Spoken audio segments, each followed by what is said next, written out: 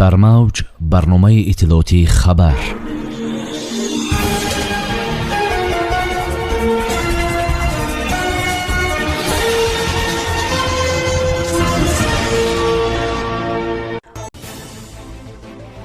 иди милисаҳо аз 100 генерал то афзоиши себаробарии маош ва тақдими хонаю замин. Президенти мамлакат ба сардори милитсияи вилояти мухтори кӯҳистони Бадахшон рутбаи генералӣ доданд. Тоҷикистони барои латукӯби пулис дар Тюмен ҳукми зиндон гирифт. Мир дунёро аз коронавирус пок хоҳад кард. Олимон доруи нав сохтанд. Мирзиёев барои ҳавои чандголуд 12 ҳокимро танбеҳ дод. Афзоиши кишти кӯкнор дар Афғонистон. асосгузори сулҳу ваҳдати миллии пешвои миллат президенти ҷумҳурии Тоҷикистон муҳтарам Эмомалӣ Раҳмон дар рӯзи кормандони милиса ки ҳамасола санаи 10 ноябр таҷлил мегардад аз беҳбуди шароити зиндагии кормандони мақомоти умури дохилӣ суҳбат карданд. роҳбари давлат дар чорабинии идона иттилоъ доданд ки танҳо дар 10 соли охир ҳаҷми маблағгузории мақомоти милитсия аз ҳисоби буҷаи давлат беш аз 150% афзуда, музди меҳнати кормандон ба ҳисоби миёна 3 баробар зиёд карда шуд. ба иттилои дафтари матбуоти президенти мамлакат дар ин муддат беш аз 750 нафар кормандон ва оилаҳои бесаробомондаи кормандони милиса бо манзил таъмин шуданд. инчунин зиёда аз 3000 нафар бо қитъаҳои замини назди ҳавлигӣ таъмин гардиданд. дафтари матбуоти илова намуд ки дар иди имсолаи кормандони милиса 40 корманди ин ниҳод дар шаҳри Душанбе соҳиби манзили истиқоматӣ шуда сохтмони боз як бинои истиқоматии бисёр ошона барои кормандони мақомоти корҳои дохилӣ идома дорад. дар баробари ин зикр гардид ки бо фармони роҳбари давлат дар даврони истиқлол 100 нафар бо рутбаҳои олии афсарӣ ва 670 нафар бо мукофотҳои давлатӣ сарфароз шуданд. дафтари матбуоти президенти мамлакат илова намуд ки 1053 иншооту бинои нави сохтору шуъбаҳои вазорати корҳои дохилӣ, минтақаҳои маъмурӣ ва нуқтаҳои такягоҳи милитсия бунёду аз навсозӣ гардида бо муосиртарин шароити корӣ таъмин шуданд. таъкид шудааст ки чорабиниҳо барои беҳбуди шароити кору зиндагии кормандони милиса идома хоҳад дошт. роҳбари давлат муҳтарам Эмомалӣ Раҳмон бо имзои як фармон ба 3 мақомдори вазорати корҳои дохилии ҷумҳурӣ рутбаи генералӣ доданд. дар қатори 3 нафаре ки дар иди касбии кормандони милитсия рутбаи генерал майёрро гирифтанд, Мирзо Муродзода Рустам Тағои Мурод низ мебошад. Мирзо Муродзода аз моҳи майи соли 2020 дар мақоми сардори раёсати корҳои дохилии вилояти мухтори кӯҳистони Бадахшон фаъолият мекунад. ӯ 52 сол дошта дар мақомоти корҳои дохилӣ аз соли 1991 фаъолият дорад. Мирзо Муродзода фаъолияташро аз нозири бозрасии давлатии автомобилӣ оғоз карда, баъдан дар мақомҳои сардори шӯъбаи бозрасии давлатии автомобилии вилояти Хатлон, сардори хадамоти давлатии муҳофиза дар вилояти Хатлон, сардори шӯъбаи бозрасии давлатии автомобилӣ дар вилояти Суғд, сардори шӯъбаи бозрасии давлатии автомобилӣ дар шаҳри Душанбе ва муовини сардори раёсати вазорати корҳои дохилӣ дар вилояти Бадахшон фаъолият намудааст. дар чорабини ҷашни бахшида ба рӯзи милиса зикр гардид ки дар даврони истиқлол 100 нафар бо рутбаҳои олии афсарӣ гирифта ба 670 нафар мукофотҳои давлатӣ тақдим шудааст. додгоҳи ноҳии Ленини шаҳри Тюмен ҳукми шаҳрванди 31 солаи тоҷикистониро эълон кард. хабар медиҳад котиботи додгоҳи ин ноҳия. шаҳрванди Тоҷикистон ҳанӯз моҳи январи соли равон аз ҷониби кормандони милитсия боздошт шуда буд. ӯро кормандони ҳифзи ҳуқуқ ва ҳамчунин ёрии таъҷилӣ дар як манзил дар ҳоле дарёфтанд ки сархуш ва оғӯштаи хун буд. новобаста аз захмӣ будани худ, ӯ ба кормандон ёрии таъҷилӣ имкони муоина карданашро надод.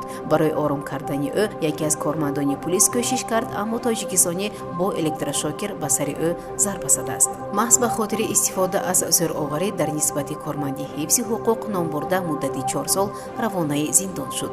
зикр мегардад ки дар мурофиаи судӣ шаҳрванди Тоҷикистон қисман гуноҳашро эътироф карда аз кормандони пулис узрпурсӣ намудааст, аммо бо вуҷуди ин додгоҳ ӯро ба 4 соли ҳабс маҳкум кард. гуфта мешавад, ин ҳукм ҳоло ниҳоӣ нашудааст ва шаҳрванди Тоҷикистон метавонад аз болои он шикоят барад.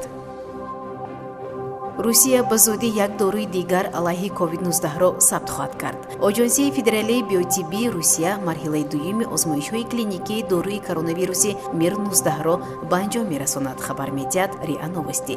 Ба гуфтаи сардори раёсат Вероника Скворцова, оҷонсия барои сабти номи он ҳуҷҷат пешниҳод кардааст ва ин раванд бояд на дертар аз моҳи декабр анҷом шавад. Мир-19 як доруи зидди вируси этиотропи аст ки барои муолиҷаи COVID-19 таҳия шудааст. Марҳилаи дуюми озмоишҳои клиникии дору дар ҳоли анҷомёбист, гуфт Скворцова дар 10-мин конфронси байналмилалии илмии амалии ташхиси молекуляри 2021. ба гуфтаи таҳиягарон ин ваксинаи зидди COVID-19 набуда, балки дориест ки аз рӯҳи бинӣ ба бадани инсон ворид карда мешавад ва таъсири манфӣ ба саломатӣ надорад.